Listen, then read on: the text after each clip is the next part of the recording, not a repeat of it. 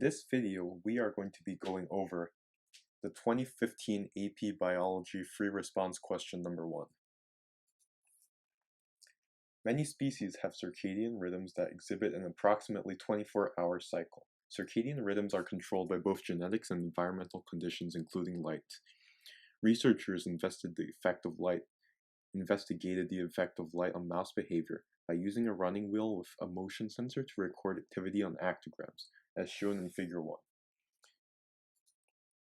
For the investigation, adult male mice were individually housed in cages in a soundproof room at 25 degrees Celsius. Each mouse was provided with adequate food, water, bedding material, and a running wheel. The mice were exposed to daily periods of 12 hours of light and 12 hours of dark, denoted L12, D12, for 14 days, and their activity was continuously monitored. The activity data are shown in Figure 2. After 14 days in L12, D12, the mice were placed in continuous darkness, and their activity on the running wheel was recorded as before. The activity data under DD conditions are shown in Figure 3.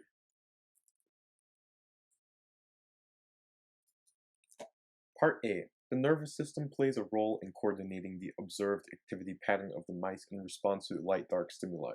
Describe one role of each of the following anatomical structures in responding to light-dark stimuli: a photoreceptor in the retina of the eye, the brain, and a motor neuron.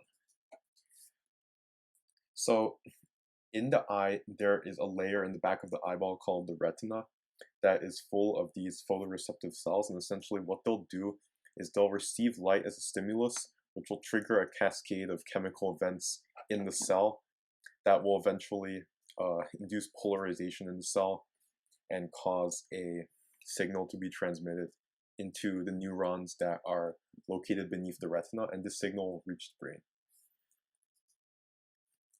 In the brain, you're going to have some specialized regions of the brain that will receive the signals from the optic nerve, and then they're going to process that signal and convert it into another signal to send to the rest of the body through other neurons, including motor neurons, which are specifically neurons that act on muscles and glands. And the motor neuron is going to induce muscle contractions, specifically through the neurotransmitter acetylcholine, and this is going to trigger the mouse to become active and start to run on the wheel. Part B. Based on an analysis of the data in Figure 2, describe the activity pattern of the mice during the light and dark periods of the L12-D12 cycle. So if you can see here, during the first day, the dark band completely coincides with the period of darkness that the mice were in. So this basically means that the mice were active during the entirety of the dark period. They were not active at all during the light period. And it's basically the same for the second day. Now on the third day, there's a little bit of activity during the light period, but it's very short. It's only like 30 minutes long. And the dark period consists of almost continuous activity on the running wheel. And the rest of the days are pretty much the same. Very, very active during the night and very little activity during the day. And so we can make these generalizations. The mice are almost always active during the night, and they are almost always inactive during the day. Part C. The researchers claim that the genetically controlled circadian rhythm in the mice does not follow a 24-hour cycle. Describe one difference between the daily pattern of activity under L12-D12 conditions and under total darkness, and use the data to support the researchers' claim. So, what we have to understand here is that light is one factor that regulates the circadian rhythm, but light is not the only thing that is part of this big system. There's also the cyclic degradation and regulation of certain proteins in the brain, which controls the pattern of active activity and inactivity as well. And even without light as a stimulus, the chemical cycle within the brain is going to keep on going because it's hardwired in the genetic code of the mouse. So, as you can see, in continuous darkness, there is still a pattern of activity in the mice, but it's quite different from the pattern when there is light in the environment. If you look at the first day, you can see that the mice start to run around the 10-hour mark.